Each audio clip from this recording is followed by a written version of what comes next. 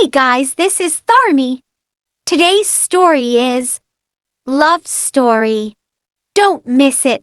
Without further delay, let's jump into the story. Boys' love never ends. There was a beautiful village. Their Sinu and Regina were very sincere in their love.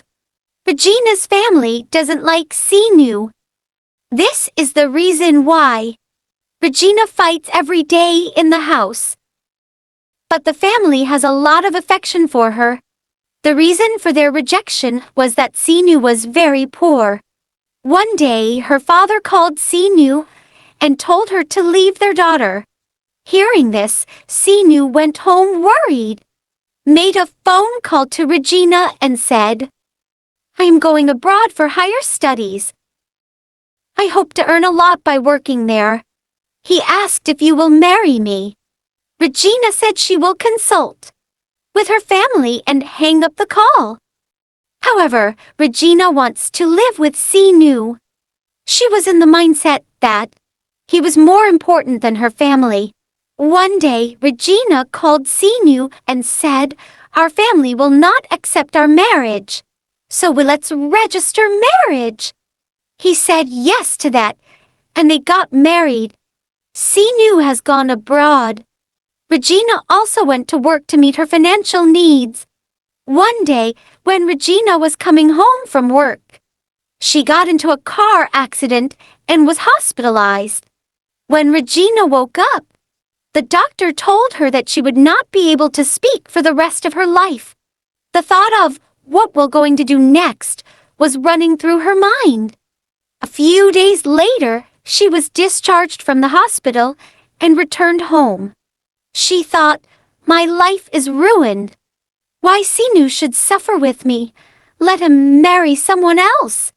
She sent a letter to Sinu saying, "I won't wait for you anymore. You should find someone else and get married." She did not tell Sinu about her accident and only said this.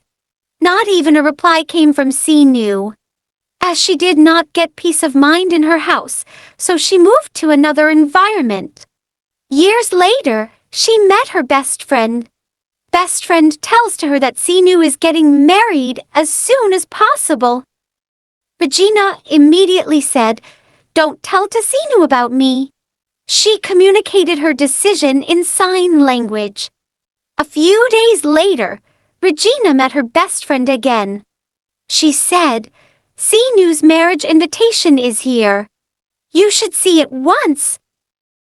Regina looked at the invitation anxiously and was shocked for a minute, as the bride's name was given as Regina in the invitation. She didn't understand anything. Soon Sinu who appeared in front of her, and he said, "I'll always love you. I'll never leave you. I took a year to learn sign language," he said in sign language. Hearing this, Regina couldn't contain her happiness. She immediately hugged Sinu. "So friends, don't worry that we haven't got a point. We should not be too happy because we have got it. We should get used to being happy with what we have." Okay buddies, we will see our next story. Don't forget to subscribe and click the bell icon to get my new stories notifications. Have a good day.